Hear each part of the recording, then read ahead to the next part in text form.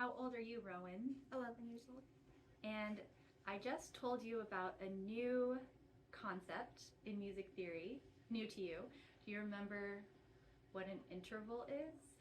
So basically, it's kind of like whenever you have, your piano, and basically, like from C to G, it is 5. Mm-hmm.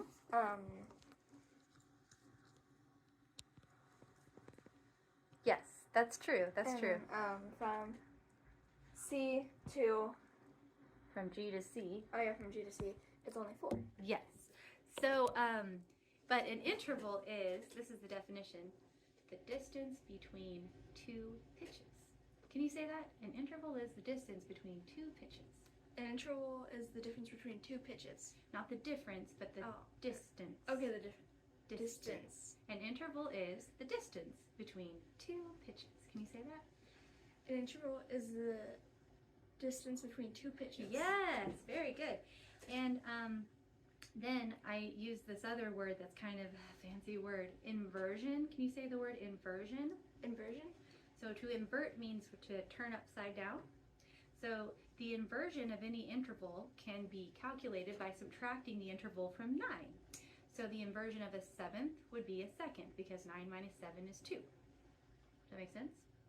So we were just saying to get from C to G is 1, 2, 3, 4, 5, a fifth, right?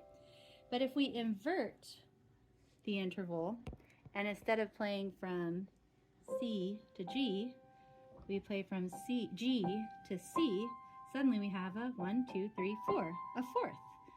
Because, like I was just saying, the inversion of any interval can be calculated by subtracting the interval from 9. So 9 minus 5 is 4, 9 minus 4 is 5. So the inversion of a fourth is a fifth, the inversion of a fifth is a fourth. Isn't that crazy? It is. Kind of blows my mind. It's like, why did they just randomly come up with that for piano? Well, it's not just for piano, it's for all music in Western civilization. Mm-hmm. Other civilizations have calculated their music theory in different ways than we have, but that's how we calculate our music theory. And here are just a couple other little interesting things about intervals, or I think they're interesting at least, because I think everything about music is so interesting. So an interval is the distance between two pitches. Something we cannot do on the piano is play a one. Oh yeah. Because we can't do that on the piano, because we can only play one key to make one sound.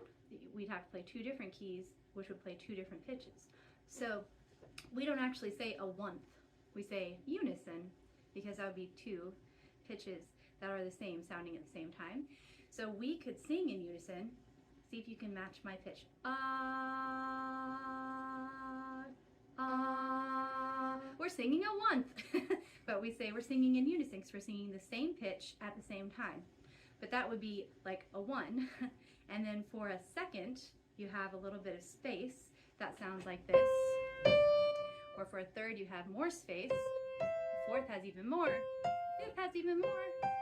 And we really only go up to an eighth, but we don't call it an eighth. We call it an octave in music. So unison to octave, that's really all we need to know. After that, you're just repeating the same intervals, because a second is C to D. A ninth, which is the next thing that would come after an octave, is also C to D. It's just the D is an octave higher. So really all we have to worry about is unison to octave. And I think this is also really interesting. This is what a second sounds like and looks like. Or very dissonant, right? Can you tell? It sounds like, ooh.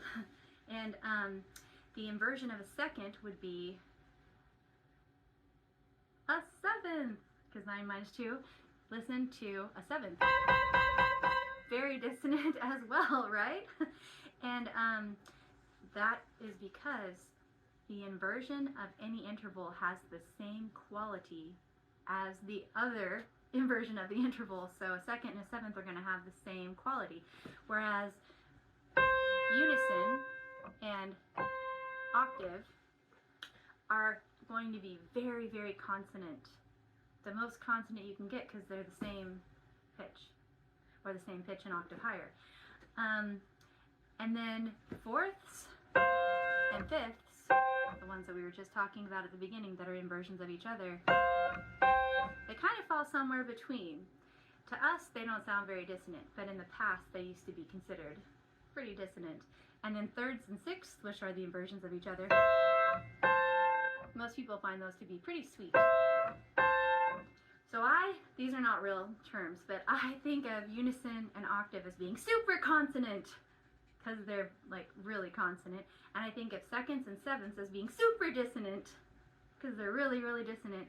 And then thirds and sixths are just regular consonant, and fourths and fifths are regular dissonant. Yeah, because I remember one time for one of my piano recitals, I was playing, so basically I had to play G and C and F and C. Mm-hmm. So it was like, it sounded like C and F kind of sounded like a lot more like weird, Mm-hmm. but then G and C sounded a lot more normal and like better. Mm-hmm. You liked that sound a little bit more. And here's one last little thing about intervals. We can play intervals in two different ways. Simultaneously playing both pitches, which is called a harmonic interval, which creates a harmony, or consecutively playing the pitches like this, which creates a melody line. So we have harmonic intervals and melodic intervals. And that's it. You have any questions? 2 thumbs up for intervals.